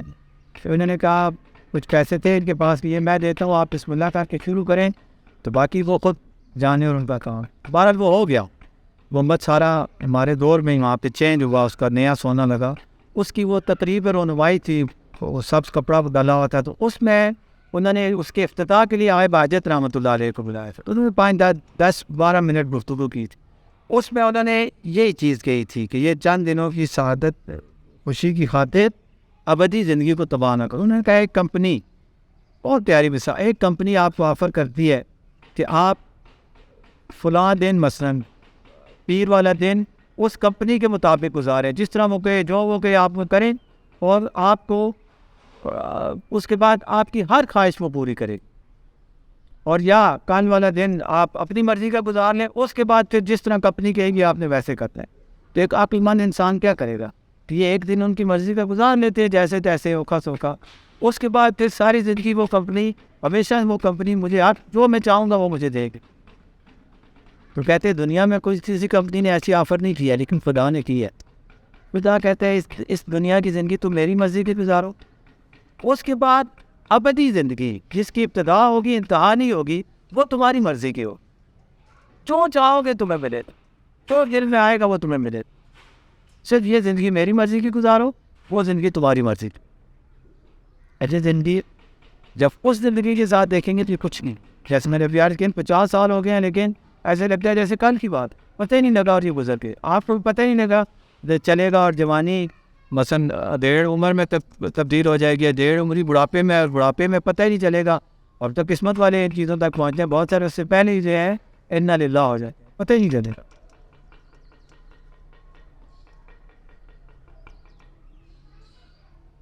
کیونکہ طاقت فرسا زحمتوں کے بعد بھی وہ تیرے ہاتھ آنے والی زندگی. اس دنیاوی زندگی کو گزارتے ہوئے تم جتنی محنت مزدوری کر لو وہ سعادت ابدی تمہیں نہیں ملے گی. وہ سعادت ابدی صرف اس صورت میں مل سکتی ہے جب تم اللہ کی مرضی کی زندگی گزارو. قرون ماضیہ سے لے کر اب تک، یعنی قرون کی صدیوں سے لے کر اب تک انسانوں کے بارے میں جو اہل دنیا تھے، جنہوں نے دنیا فتح کرنے کی کوشش کی، ان کے بارے میں تھوڑا سا غور کر کے ان کے رنج و غم، ان کی زحمتیں اور ان کی راحتوں کے مقابلے میں کتنی زیادہ تھیں، اور ان کی راحتوں کے مقابلے میں کتنی زیادہ انہوں نے تکلیفیں اٹھائی. صدام، یعنی اب میں نے ہوش سنبھالا تو عراق کا حکمران تھا، لیکن آخر میں کس طرح سے ذلیل اور رسوا ہو کے اس دنیا سے گیا. بٹف میں سے، وطن تہ خانے میں کہاں سے انہوں نے اس کو باہر نکالا. اور اس کا اولیاء پتہ نہیں آپ کو یاد ہے نہیں، داڑھی بال سار کی کیا، حسنی مبارک، پتہ نہیں کرنل قذافی، یہ سب وہ لوگ تھے کہ ہم نے ہوش سنبھالا تو یہ سب اپنے اپنے اس پہ تھے، حکمران تھے، ساری زندگی حکمران تھے. اور جب حکمران تھے تو کیا پروٹوکول ہوتا تھا. میں نے اس دن بھی کہا ہمارے جو موجودہ وزیر اعظم صاحب ان کی ایک ویڈیو چلتی ہے، ادھر انگلینڈ روڈ کراس کر رہے ہیں، ایسے ایسے دیکھتے ہیں، ایسے ایسے بھاگتے جاتے ہیں، کیا ہے. اور یہاں آپ کو پتہ ہے کیا ان کی صورتحال ہوتی ہے. جو بھی اس قسم کے بڑے لوگ ہوتے ہیں، جنرل صاحبان اور بڑی بڑی بلائیں جو ہیں، جتنا پروٹوکول اور کیا ہوتا ہے. وہ باجوہ صاحب کی ایک تصویر آئی تھی دبئی میں کہ کھڑے ہوئے ہیں، اور ایسے عام سی جگہ پہ نیچے کسی مذاق میں لکھا یہ سوچ رہے ہیں کہ وہاں میرے کیا پروٹوکول ہوتا تو یہاں مجھے کوئی جانتا ہی نہیں ہے، لوگ پاس سے گزر رہے ہیں، کوئی دیکھتا ہی نہیں. بڑی بڑی شخصیات، بڑے بڑے ہٹلر اور پتہ نہیں کیا کیا چیزیں بلائیں گزری ہیں، لیکن آج ان کو کوئی جانتا ہی نہیں ہے. اگر جانتا ہے تو برے لفظوں سے یاد کریں. صدام کو کون اچھے لفظوں سے یاد کرے. ان کا اور کی تاریخ پڑھو، دیکھو شاہ ایران کا جو شاہ تھا اس کی جو ہیبت تھی، بڑے بڑے جرنیل کرنیل اور پتہ نہیں کون کون کہتے کانپتے تھے. اس کے ہاتھ میں چھڑی ہوتی تھی، جس پہ غصہ آتا تو ادھر ہی مارتا تھا. وزیر ہے، مشیر ہے، جنرل ہے، کرنل ہے، یہ ہے وہ ہے، جو مرضی ہو، گالیاں بھی نکالتا تو مارتا بھی تھا. ان کم ایسے حکمران آپ نے سنے اور بیٹھے ہوں گے جو سب کا، لیکن بعد میں تو ان لوگوں کی تاریخ پڑھو، دیکھو انہوں نے کتنی زحمتیں کی یہ مقام حاصل کرنے میں، اور مقام حاصل کرنے کے بعد انہیں کیا ملا. 4 دن کی چاندنی کیا ہے، تو اس کے بعد پھر جبکہ ہر شخص کے لیے راحت و خوشی کا میسر ہونا ممکن نہیں ہے. ہر کوئی صدام کی طرح حکمران نہیں بنتا اپنے ملک کا. ہر کوئی ہٹلر کی طرح مثلا وہ اور نہیں حاصل کرتا. ہر کوئی مثلا باجوہ کیا جو بھی یہ بڑے بڑے لوگ ہیں مثلا، ہر کوئی تو نہیں بنتا نا. کتنے لوگ بھرتی ہوتے ہیں، کمیشن آفیسر بنتے ہیں، ان میں سے کتنے چیف آف آرمی اسٹاف بنتے ہیں. ہر کسی کو ملتے بھی نہیں ہیں یہ چیزیں. تو ہم ان چیزوں کے پیچھے کیوں جائیں جو ہر کسی کو نہیں ملتی ہیں، اور جن کو ملتی ہے وہ بھی آخر میں افسوس ہی کرتے ہیں. جو شخص انسان کی صورت میں شیطان کا نمائندہ ہے اور شیطانی فوج کا سپاہی ہے جس کو اس نے بھیجا ہے، اور جو تم کو تکمیل خواہشات کی دعوت دیتا ہے اور کہتا ہے کہ مادی دنیا کی حفاظت کرو. وہ لوگ آخرت کس نے دیکھی ہے اور واپس آیا ہے. وہ آگے کہتے ہیں بابر بے عیش کوش کہ عالم دوبارہ نیست. فارسی کا جملہ ہے. بابر مزے کرو، دوبارہ زندگی نہیں ملنی ہے، ایک ہی مرتبہ زندگی ملنی ہے. اس لیے جتنی مزے کی اور مرضی کی زندگی گزار سکتے ہو گزارو، مزے کرو. یہ شیطان کا نمائندہ ہے، اس سے بچو. ذرا اس کے بارے میں سوچو اور اس سے پوچھو کیا وہ خود اپنی اس موجودہ حالت پہ راضی ہے؟ اگر وہ انصاف سے بتائے گا تو وہ راضی نہیں ہے، لیکن اس کا پروگرام آپ کو گمراہ کرنا ہے. ممکن ہے کہ بڑا مزہ ہے، یہ سلطان لگاؤ بڑا مزہ ہے. یہ جو نشئی ہوتے ہیں نا، وہ کبھی نہیں کہا کہ میں مثلاً یہ مزے کی زندگی نہیں، وہ آپ کو بھی اس میں شامل. یہ بھی نشے ہیں، پیٹ کا نشہ، دنیا کا نشہ، اقتدار کا نشہ، پیسے کا نشہ، شہرت کا نشہ، یہ سارے نشے ہیں. ہرگز نہیں، امام خمینی کہہ رہے ہیں ہرگز نہیں. یقین کریں نہ کریں آپ کی اپنی بات. یہ لوگ اپنی زندگی سے راضی نہیں، جن کو دنیا کہتی ہے کاش جب بات ہے، اس کی آنیاں دیکھو، جانیاں دیکھو، اس کا پروٹوکول دیکھو، اس کی عزت دیکھو، اس کا شہرت دیکھو. ٹی وی پہ آتا ہے، اخبارات میں آتا ہے، پتہ نہیں نیٹ پہ آتا ہے. سب سے زیادہ لائک اس کو ملتے ہیں، سب سے زیادہ فالوور اس کے ہیں. کیا ہے سب سے زیادہ فالوور میرے یا آپ کے ہو جائیں کیا ہو؟ وہ آئے کراتی کہتے ہیں. ہم ایک دفعہ میں وہ تہران رہتے ہیں نا، کہتے ہیں ایک اشارے پہ کھڑا تھا، گاڑی میں بیٹھا تھا، کھڑا تھا، یعنی گاڑی کھڑی تھی، پیچھے بیٹھا ہوا تھا میں، تو ساتھ گاڑی آ کے رکی، اس میں بچے تھے، وہ سب بچے شروع واقع کراتی، وہ واقع کراتی، یعنی اشارے کر رہے تھے مجھے. کہتے میرے فوراً میرے ذہن میں اگر میری جگہ یہاں پہ اگر کوئی زرافہ یا اونٹ یہاں پہ کھڑا ہوتا ہے اس گاڑی میری گاڑی سے، تو یہی بچے کہ وہ اونٹ تہران شہر میں، اسلام آباد شہر میں مثلا اونٹ آ جائے، یہی بچے کہیں گے وہ زرافہ، وہ تو کچھ زرافہ ہے، ایک سیکنڈ کیا فرق ہے؟ یعنی یہ وہ دیکھو کون آ رہا ہے، وہ دیکھو نا بنے بہت دیکھوں سارے کہ وہ چیئرمین صاحب آ گئے، سینٹ کے چیئرمین آ گئے، یہ آ گیا وہ آ گیا. یہ شادی وادی پہ جائیں، جنازوں پہ جائیں، کئی لوگوں کی اسی پہ نظر ہوتی ہیں. وہ جی ایم پی اے صاحب آ گئے ہیں، ایم ایل اے آ گئے ہیں، وزیر آ رہا ہے، وہ فلانا آ رہا ہے، فلانا لوگ ان کے ساتھ سیلفیاں کھنچواتے ہیں. کیا پچھلے دن ایک سوشل میڈیا بڑی اچھی چلی ہوئی تھی کہ پڑھو کچھ کرو کچھ خود بنو، ورنہ پتہ نہیں اے سی اور ڈی سی اور ایم ایل اے اور ایم پی اے کے ساتھ سیلفیاں ہی کھنچواتے رہو، تصویریں ہی کھنچواتے رہو. یہ کوئی کمال ہے؟ یعنی یہ بھی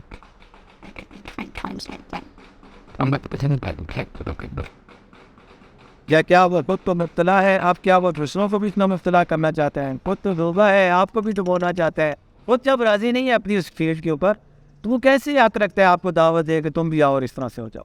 آپ کیسے حق رکھتے ہیں کہ آپ اس جیسا بننے کی کوشش کریں جو خود اپنی اس موجودہ حالت پہ راضی نہیں ہے؟ بہرحال اپنے خدا سے دعا کرو، گریہ زاری اور عاجزی کے ساتھ، یعنی رو رو کے التماس کرو، مانگو، تمنا کرو کہ تم کو تمہاری ذمہ داریوں سے آسنا. تم کیا کرنے آئے ہو؟ کھانے پینے، گھومنے پھرنے، سونے جاگنے اور من پسند زندگی گزارنے آئے ہو؟ اللہ نے اس لیے بھیجا ہے یا کسی اور مقصد کے لیے بھیجا؟ تمہیں تمہاری ذمہ داریوں سے آشنا کر دے، ایسی ذمہ داریاں جو تمہارے اور اس کے مابین منظور ہیں، وہ ذمہ داریاں جو تمہارے اور اس کے درمیان اس کی منظور نظر ہیں، وہ چاہتا ہے، وہ جو چاہتا ہے تو وہ کام کرو. میں امید کرتا ہوں کہ یہ غور و فکر جو شیطان اور نفس امارہ سے جہاد کر کی خاطر ہے، تمہارے لیے کوئی دوسرا پیدا کر دے گی اور اس مجاہدے سے دوسری منزل کی توفیق نصیب ہی. یعنی یہ غور و فکر کریں. میں نے شروع میں عرض کیا ہے یہ 1.5 صفحہ یا 1.25 صفحے بنتے ہیں، 1.5 صفحہ بنتا ہے. اس کو ہر روز آدمی پڑھے، غور و فکر ہے، ہر روز آدمی پڑھے گا. 2 منٹ تک ہیں، میں نے کہا بہت زیادہ ٹائم لگا دیا، 2 منٹ تک ہیں، ہر روز اس کو پڑھیں. آپ خود اپنے اندر تبدیلی محسوس کریں.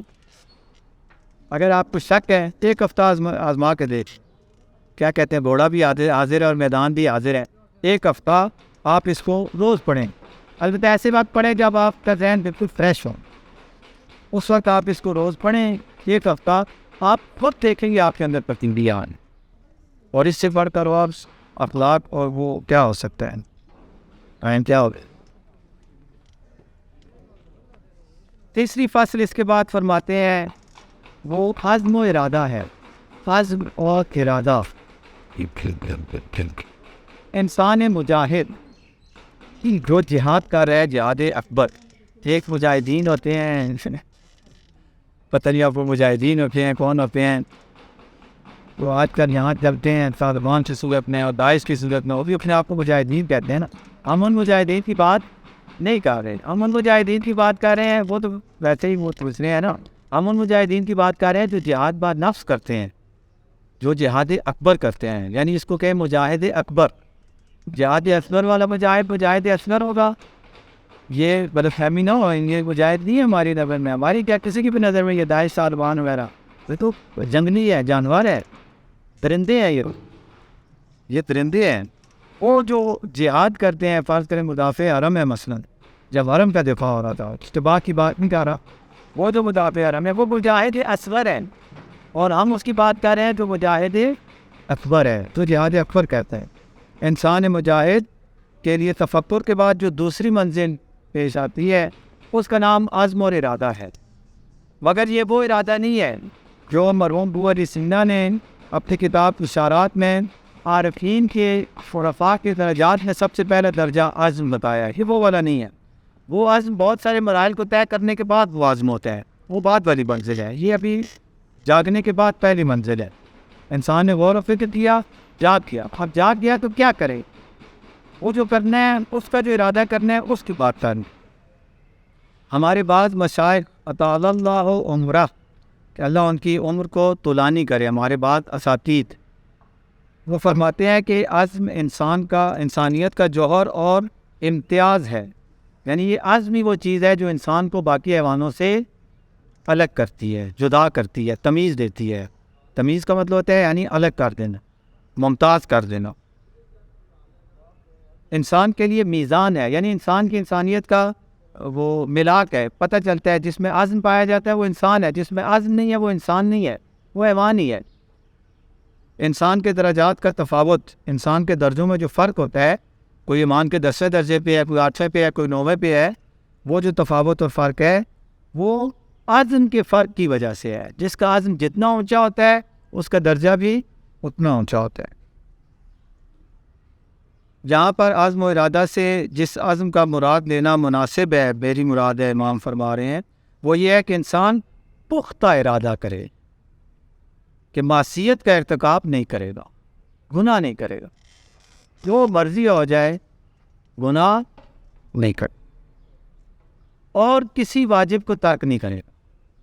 یہ سب سے پہلا سٹیپ ہے، تقویٰ کا سب سے پہلا مرحلہ ہے، گناہ بالکل نہیں اور کسی واجب کو ترک نہیں کرنا، اس کا پختہ ارادہ۔ اور زندگی میں جو واجب چھوٹ گئے ہیں پہلے، یا جو گناہ ہو گئے ہیں پہلے، ان کا تدارک اور جبران، تلافی کرے گا ان کا۔ پہلے کوئی نمازیں چھوٹی ہیں، ان نمازوں کو قضا کرے گا، روزے چھوٹے ہیں ان روزوں کی قضا کرے گا، کوئی اور چیز واجب ترک ہوئی ہے اس کو، اس کی قضا کرے گا۔ اگر کوئی گناہ ہوا ہے، کسی کا حق کھایا تھا، کسی کا پیسہ کھایا تھا، وہ واپس کرے گا، اسے ممکن ہے اس تک، یعنی موجود ہے، وہ کسی ذریعے سے اس تک پہنچائے گا، یعنی ان سب کی تلافی کرے گا۔ اور اپنی ظاہری حالت کو، جو نظر آنے والی حالت ہوتی ہے، اس ظاہری حالت و صورت کو شرعی اور عقلی بنائے گا۔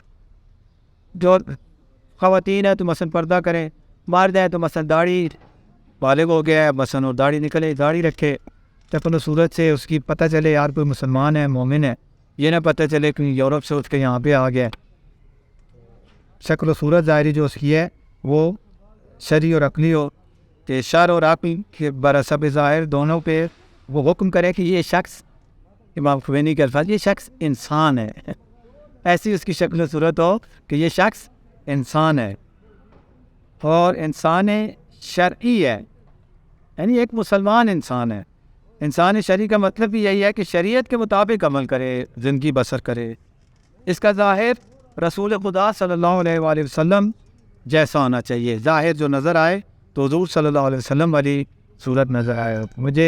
میں چھوٹا سا تھا، اس اسکول پڑھتا تھا، 5ویں 6ٹھی کلاس میں، کچھ بہت بڑا ایک وہ تھا، ذاکر تھا، بڑا نام تھا اس کا، بچہ تھا، یعنی اس وقت کوئی مجھے اس قسم کے شعور نہیں تھا اتنا، جو بڑا نام تھا، تو میں بڑے شوق سے گیا کہ وہ ادھر پڑھنے آئے گا جی، کھنہ، یہ کھنہ بولا ہے نا، کھنہ کہاں، ادھر امام بارگاہ پڑھنے آئے گا۔ تو میں 5ویں 6ٹھی میں گیا، تو انہوں نے اعلان کیا تھا کہ آپ اس کے بعد مثلا وہ بھی پڑھیں گے، ہوتے ہیں 2-3 اعلان اکٹھے کر دیتے ہیں۔ میں بیٹھا دیکھ رہا، یقین کریں ایک شخص آ کے اوپر ادھر بیٹھا، جو اس وقت کی میری فیلنگ تھی، پہلے اس کو دیکھ کے میرے ذہن میں یہی آیا کہ یہ کوئی اور جس کو محترم زبان میں کہتے ہیں خواجہ سرا ہے جو اوپر آ کے بیٹھ گئے. بعد میں جب وہ جو پڑھنے والا پڑھ کے ختم ہو جب اعلان وہ اسی کا اعلان تھا جس کو میں سعود سے سننے آیا تھا. یعنی اس کا حلیہ ایسا تھا کہ مجھے یہ لگا یہ کوئی خواجہ سرا ہے. ایک بچہ تھا میں 5ویں 6ویں کلاس میں پڑھنے والا بچہ. ایسا نہیں ہونا چاہیے. ظاہر اس کا ایسا ہو کہ پتہ چلے یار کوئی انسان ہے, شرعی انسان ہے, ایک مسلمان اور شریعت کا پابند انسان ہے, اور اس کے تمام افعال, اس کی حرکات و سکنات, اس کی تروک یعنی ترک کرنے والی چیز تو ہیں وہ ساری حضرت صلی اللہ علیہ وسلم کی تعصی کرے, یعنی ان کی سنت پہ عمل کرے, حرام کاموں سے کو ترک کرے اور واجب اور مستحب کاموں کو انجام دے. کہتے یہ بات ناممکن نہیں ہے. ممکن ہے کیونکہ کہاں حضور اور کہاں میں, کہتے ممکن نہیں, ناممکن نہیں ہے. حضور کی نقل کرنا یعنی ان کے مطابق جس طرح وہ کرتے تو سب کرنا تو کوئی ناممکن بات نہیں ہے. وہ کوئی آسمانوں میں تو نہیں رہتے تھے نا, اسی زمین پہ رہتے تھے. یہی نماز پڑھتے تھے جو ہم پڑھتے ہیں, یہی سورہ فاتحہ پڑھتے تھے جو ہم پڑھتے ہیں, یہی وضو کرتے تھے جو ہم کرتے ہیں. تو ان چیزوں میں تو ہم ان کی وہ نقل پیروی کر سکتے ہیں, کوئی مسئلہ نہیں ہے. کوئی یہ نہ سمجھے کہ وہ کہاں اور ہم کہاں, کیونکہ اپنے ظاہر کو حضرت کے ظاہر کے مطابق کرنا ہر بندہ خدا کے لیے مقدور ہے, ممکن ہے, ہر شخص کر سکتا ہے. اگر ایسا نہ ہوتا تو خدا کبھی نہیں کہتا کہ تمہارے لیے حضور کی زندگی میں اسوہ حسنہ ہے. یعنی ہم ان کی جو ظاہری زندگی ہے وہ والی زندگی ہم بھی گزار سکتے ہیں. ہاں, جو فاتحہ کے پیچھے معرفت تھی وہ اس فاتحہ پڑھنے کے پیچھے خلوص ہے, جو اس فاتحہ پڑھنے کے پیچھے خضوع و خشوع ہے وہ ہم نہیں حاصل کرتے, لیکن اس کے قریب ہوا جائے. لیکن یہ جو ظاہری زندگی ہے, ظاہری زندگی تو جیسے گزار سکتے ہیں. ان کی داڑھی تھی, ہم بھی داڑھی رکھ لیں, اس میں کوئی مسئلہ نہیں ہے. ان کا لباس یہ نہ, ان کے بدن کو اچھی طرح سے ڈھانکا نہ, ہم تو ایسا لباس پہنے بدن کو اچھی طرح سے ڈھانک. وہ یہی نماز فجر ظہر عصر مغرب عشاء پڑھتے تھے, ہم بھی اسی طرح پڑھے. فجر کی وہ بھی 2 رکعت پڑھتے تھے, ہم بھی 2 رکعت پڑھے. وہ بھی 2 رکوع کرتے تھے, 4 سجدے کرتے تھے, 2 قیام کرتے تھے. تب باقی جو بھی اس کی نماز کے ہوتے وہ بھی یہی کام کرتے تھے. یہ بات سمجھ لیجئے کہ معرفت الہی کا کوئی بھی راستہ ظاہر شریعت سے ابتدا کیے بغیر طے نہیں کیا جا سکتا. یہ بات صوفی مسالک ہوتے ہیں ان کی نفی میں. وہ کہتے ہیں شریعت ایسے ہی ہے, ایک ابزار ہے, وسیلہ ہے, بس اس سے جب کام ڈسپوزیبل جیسے ہوتا ہے نا, آپ نے کھا پی لیا اس کے بعد بشا اس کو پھینک دے. شریعت اسی لیے ہوتی ہے. تو یہ کہتے ہیں نہیں, شریعت ایسی چیز, کوئی بھی خدا تک پہنچنے کا راستہ شریعت کے بغیر, یہ جو ولی تقدیر فقیر بنے ہوتے ہیں نا بادشاہ بہت سارے, وہ اگر شریعت کے اوپر پورا عمل کرتے ہیں تو پھر چانس ہے کہ کوئی ولی پیر فقیر ہوگا. اگر شریعت کے اوپر عمل نہیں کرتے تو وہ ولی پیر فقیر بالکل نہیں ہے. اور عام مشہور ہے گالیاں بابا فلانے, ساری گالیاں بہت زیادہ نکالتے. گالی نکالنا خود گناہ کبیرہ ہے, گالی نکالنا گناہ کبیرہ ہے, اور گناہ کبیرہ انجام دیتے ہیں اگر ہوش و حواس کے ساتھ کہتے ہیں. وہ کہاں کا ولی اور فقیر ہوگا؟ سب سے بڑے ولی خدا اہل بیت علیہ السلام. وہ کہتے ہیں جو گالی نکالی ہم نے اس کے نظر نہیں آنا چاہیے. امام کی خدمت میں کسی نے کسی کو گالی نکالی تھی, امام نے کہا آج کے بعد مجھے نظر نہیں آنا. اس کے بعد میں امام کے سامنے نہیں آیا. چھٹے امام کا یہ بات ہے. وہ شریعت کی مخالفت کرتا ہے, گناہ کبیر کرتا ہے, وہ کیسے ولی ہو سکتے ہیں؟ ہاں, شیطانی طاقتیں اس کے پاس ہوں گی. ہوتا ہے ایسے شیطانی طاقتیں ہوتی ہیں جو آپ کے دل کی بات سے بتا دیتی ہے, وہ آپ کے دل کی بات بتا دیتے ہیں. آپ کیا مشکل لے کر آئے ہیں وہ آپ کے سامنے بتا دیتا ہے آپ کو. یہ کوئی کمال نہیں ہے. یہ تو شیطان ہمارے اندر بھی آ سکتا ہے, اس کے اندر بھی آ سکتا ہے. اس نے ہمارے اندر سے معلوم کر اس کو بتا دیا, اس کو پتہ چل. جن ہوتے ہیں, نجاست غلاظت جہاں سے ہوتی ہے وہاں پہ شیطانی جن آ جاتا ہے. کیونکہ ہمارے اپنے علاقے میں وہ ہمارے رشتے میں ماموں ہی لگتے تھے, وہ فیملی وائز پاگل تھے. بہن بھائی, 2 بھائی اور 3 بہن, 2 بہنیں وہ پاگل تھے. تو ان میں سے ایک کو سب وہ زندہ ولی کہتے تھے. تو آپ ذکر نہ کیجیے, زندہ ولی اب بہت ہو گیا بیچارے. وہ پاگل تھے بیچارے, پیشاب پخانہ سب کچھ کمرے کے اندر ہی کرتے تھے. اور لوگ آپ یقین کرو بڑی بڑی پارٹیاں اور بڑی بڑی شخصیات دنیاوی جو ہوتی ہیں نا, وہ ان کے پاس جاتے تو ایسے جھکے ہوئے روح آ رہی ہوتی تھی اور شیطانی ان کے پاس ہوتے. وہ بتا بھی دیتے تھے, گالیاں نکالتے ہوئے تمہارا یہ مسئلہ ہے, جون واجون نہیں ہونا, کسی کو کہتے تو ہو جائے گا بس. لوگ کہتے تھے باو جی باوے اور آئیں جا آپ تھوڑا باوے ڈال. اچھا, تو یہ ولی ہونے کے لیے یہ پہلی ترین ابتدائی ترین شرط ہے شریعت کے اوپر عمل کرتا ہو. وہ ایک سائیں مرچو تھے, فوت ہو گئے ہیں, وہ بھی ایسے ہی تھے. میں نے خود سنا سکلین قاضی صاحب مرحوم، شاید آپ جانتے ہو، یہ G6 والے جو ہیں، وہ ایک دفعہ ان کے ساتھ بیٹھے تھے، وہ بتا رہے تھے، میں نے خود اپنی آنکھوں سے دیکھا، وہ پتہ نہیں ناز سنما کہاں پنڈی مری روڈ پہ بیٹھا ہوا تھا بابا صاحب، وہ کپڑے بھی تقریباً کوئی نہیں پہنے ہوتے، تھوڑا سا کوئی ادھر لوگ سمانا ہوا تھا، سیب کھا رہا تھا، اور رات کی بہ رہے وہ سیب کھایا، اور ساتھ ہی سیب کے ساتھ پھاک صاف کیا، اور پھر ساتھ ہی کھا رہے، اور لوگ تھائیں اور ولی اور پتہ نہیں کیا کہنا، وہ جس بیچارے کو اپنے کو پتہ نہیں کیا کھانا ہے کیا نہیں کھانا، اور شرعی طور پہ معذور ہے، اس کے ایسے شخص کے اوپر تو کوئی نماز روزہ واجب ہی نہیں ہے، اس کو ولی مان لیتے ہیں، اور علی جیسے ولی کو ولی تو یہ ولی نہیں ہوتے ہیں۔ میں یہ نہیں کہتا یہ اس قسم کے لوگ بیچارے ذہنی معذور ہیں، پاگل ہیں، یہ تو خاص توجہ کے مستحق ہیں، ان کی دیکھ بھال کی جائے، یہ ولی نہیں ہے، یہ ہمیں کچھ نہیں دے سکتے، ان کو ہماری ضرورت ہے۔ یہ بات سمجھ لیجئے کہ معارف الہی کا کوئی بھی راستہ ظاہر شریعت سے یہ بغیر طے نہیں کیا جا سکتا۔ سب سے پہلا قدم واجب اور حرام، واجب سے کو انجام دینا اور حرام سے بچنا۔ جب تک انسان شریعت حقہ کے آداب کا پابند نہ ہو جائے، اخلاق حسنہ حقیقت نہیں بن سکتا، اور نہ ہی معرفت الہی کا نور اس کے دل میں جلوہ بن ہونا ممکن ہے۔ جب تک آپ شریعت کے پابند نہیں ہوں گے، معرفت الہی کا نور آپ کے دل میں نہیں اتر سکتا، اور نہ علم باطن اور اسرار شریعت کا انکشاف اس کے لیے ہو سکے گا۔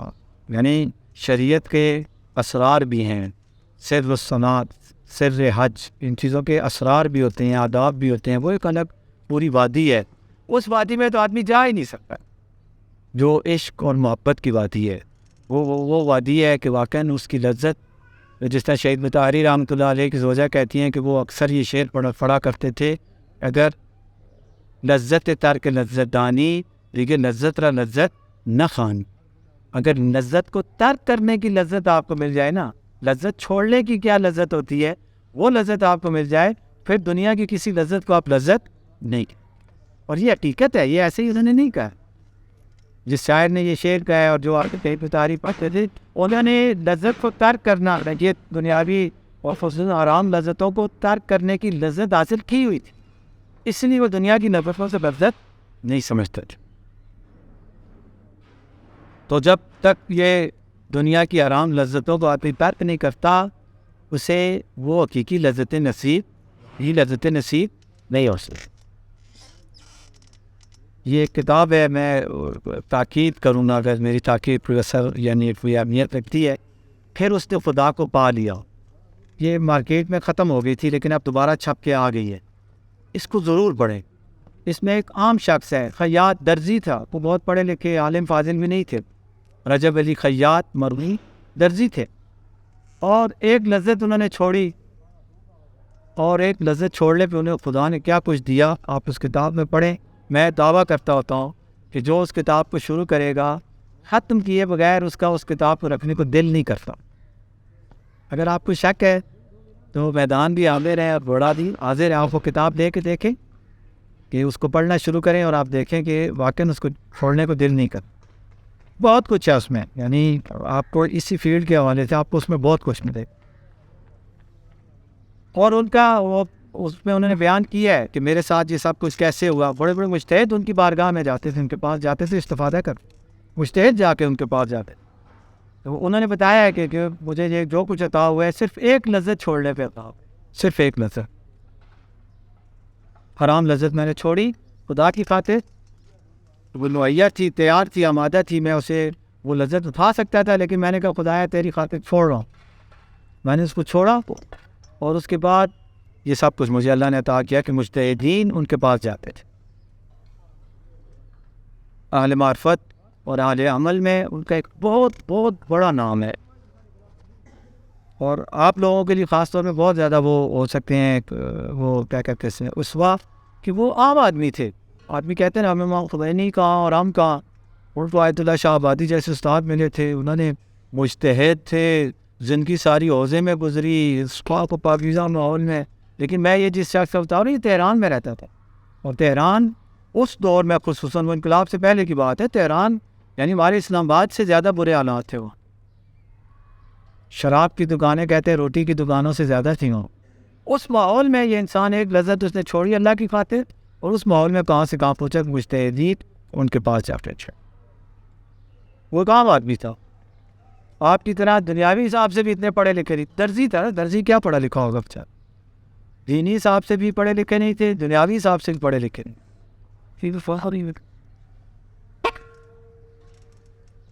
اور اگر انکشاف حقیقت اور انوار معارف اس کے دل میں ظاہر ہو گئے تو صرف آداب ظاہرہ ہی سے متناوب ہوگا, تھوڑا بہت اسے ملے گا. اگر کسی کو کچھ مل بھی گیا, شریعت کے اوپر صحیح عمل نہیں کرتا تھا اور کچھ مل بھی گیا تو وہ بھی تھوڑا بہت ملے گا. جیسے ہمارے ایک استاد نے مثال دی تھی, وہ زمین کے کنارے میں جھاڑیاں لگاتے ہیں نا, اس کی حدبندی کے لیے اندر کوئی باغ ہوتا ہے یا فصل ہوتی ہے, تو جو جھاڑیاں ہوتی ہیں نا, ان جھاڑیوں وہ بیر کی جھاڑیاں زیادہ تر ہوتی ہیں, ان میں وہ خشک بیر ہوتے ہیں.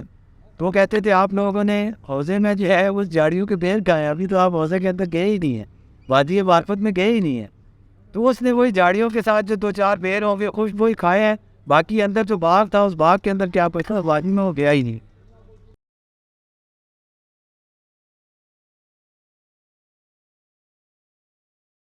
اور جو لوگ یہ کہتے ہیں کہ ترک ظاہر سے علم باطن ہوتا ہے, یہ انہی صوفیوں کی وہ نفی کر رہے ہیں, چونکہ یہ مکتب وہاں پہ بھی تھا اور یہاں پہ بھی ہیں ایسے لوگ جو وہ بنگڑا ڈالتے ہیں اور پتہ نہیں اور بھی ان کے اپنے مرسومات ہوتے ہیں صوفیوں کے, کہ جن کی وجہ سے یہ عرفان بھی بدنام ہے.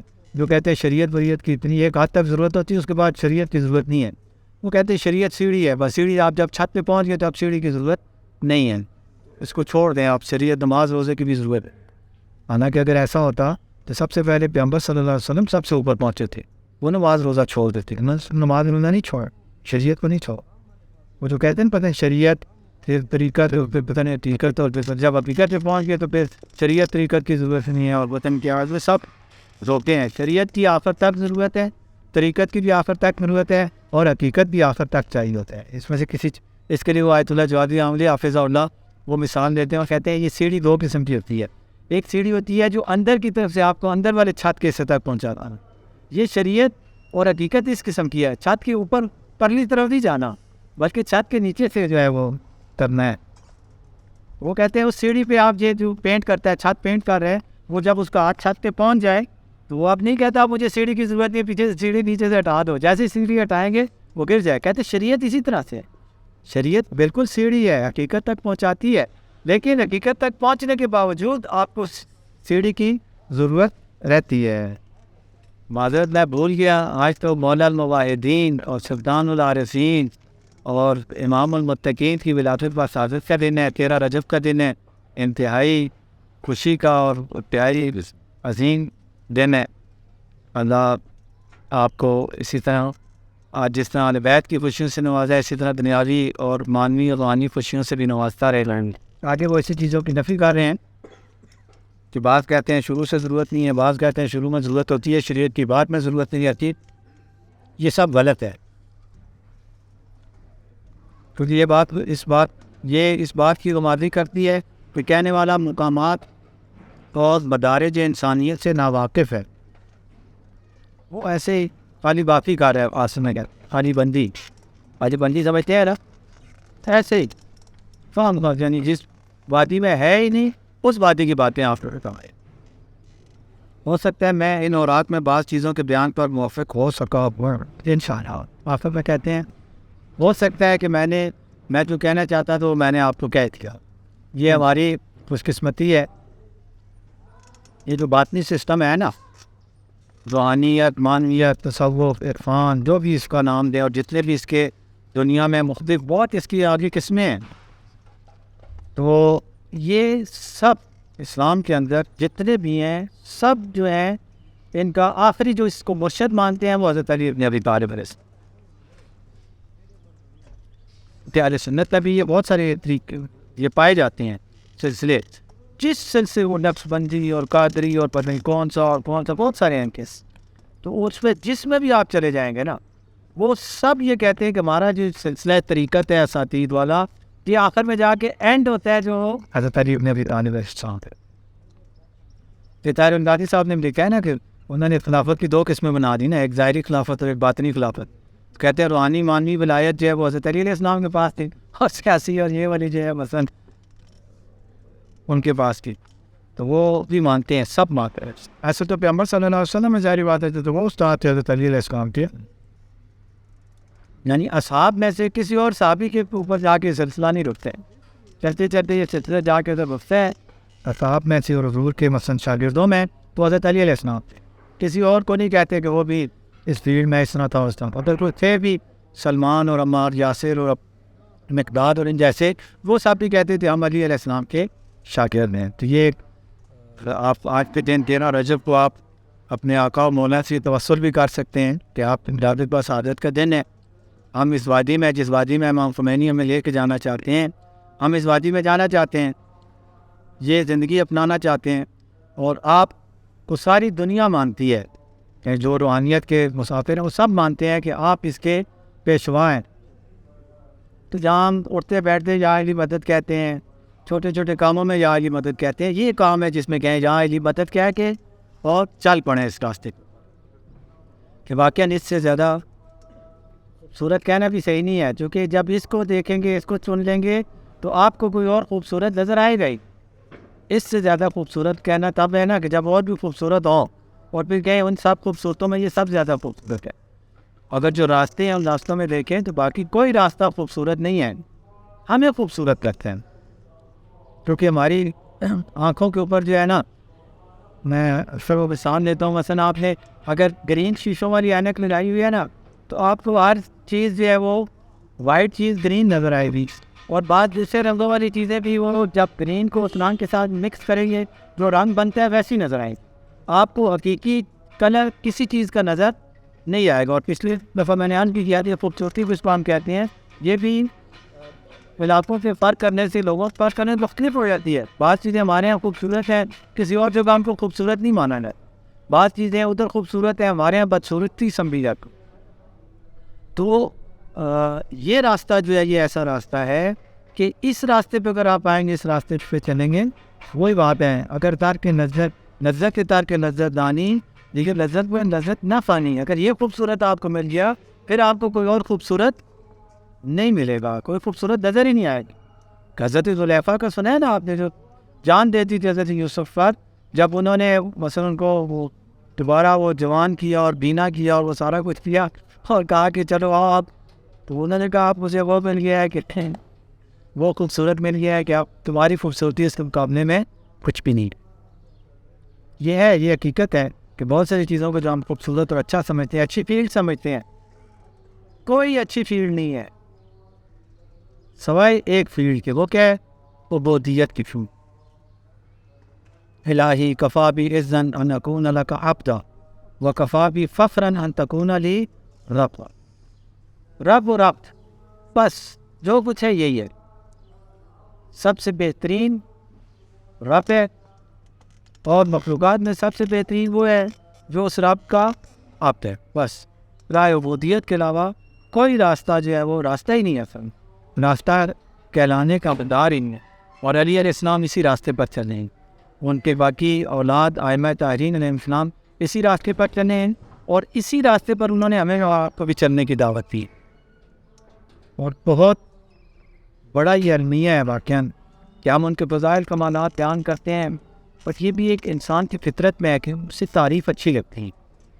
صاحب کمال کی تعریف اچھی لگتی ہے، چاہے وہ اشعار کی صورت میں ہو، چاہے وہ نثر کی صورت میں ہو. یہ انسان کی اس فطرت کا اور وجود اندرونی اس نفس کا ایک خواہش ہوتی ہے، سننا چاہتا ہے وہ. تو بعض اوقات ہم وہی نفس کی خواہش پوری کر رہے ہوتے ہیں، واہ واہ ہو جاتی ہے. شاید آفریدی کے چھکے دیکھتے ہیں، اس میں بھی ایک جانی کیفیت پیدا ہوتی ہے، واہ واہ یہ وہ بوم بوم ہو گیا، ریلیکس ہو گئے، خوش ہو گئے، فٹ ہو گئے. اس کے بعد آ کے کافی ہمارا ایک بہت ہلکا سا ہو جاتے ہیں نا، بڑا جب ان کے چھکے بیٹ جتا دیتے ہیں ہم بڑے خوش ہو جاتے ہیں اور ریلیکس ہو جاتے ہیں. اسی طرح مجلس جشن میں جاتے ہیں، واہ واہ علی علی رحت کر کر کے ایک وہی نفسانی خواہش پوری ہو جاتی ہے، بس ریلیکس ہو جاتے ہیں. ہم سمجھتے ہیں پتہ نہیں کیا ہوگا کیا ہوگا. حالانکہ علی ایسا نام ہے واقعاً. فما احلا اسماءکم، زیارت جامع کبیرہ میں ہم پڑھتے ہیں آپ کے نام کتنے میٹھے ہیں، یعنی عجیب حلاوت ہے، چاشنی ہے. یعنی اس علی کا نام لینے سے، علی کہنے سے واقعاً ہمارا پورا وجود الرٹ ہو جانا چاہیے اس پاکیزہ نام کو لے. یعنی شرم سے سر جھک جاتا ہے. مولا کا یہ فرمان ہے. پتہ نہیں آپ کس مناسبت سے کہا تھا کہ میں نے آج تک نبی صلی اللہ علیہ وسلم کا نام بغیر وضو کے نہیں لی. حضرت علی علیہ السلام کہتے ہیں میں نے کہا آج تک پیغمبر کا نام بغیر وضو کے. ہم کس حالت میں ہوتے ہیں اور کس طرح نشے میں اور بھنگ اور 400 پتہ نہیں کیا کیا نشے میں اور یونی لگے ہوتے ہیں. کتنی بڑی بے حرمتی کر رہے ہوتی. ورنہ عشق اور معرفت کے ساتھ نام لیا جائے تو ایک دفعہ علی کہنے کافی ہے. ایک علی کافی. جس کا ذکر عبادت ہے, جس کا نام لینا عبادت ہے. تو عبادت کیسے کی جاتی ہے, کس حالت میں کی جاتی ہے؟ پاک و پاکیزہ ہو کے کی جاتی ہے. اور پاک و پاکیزہ صرف وضو سے تو انسان پاک و پاکیزہ نہیں ہوتا.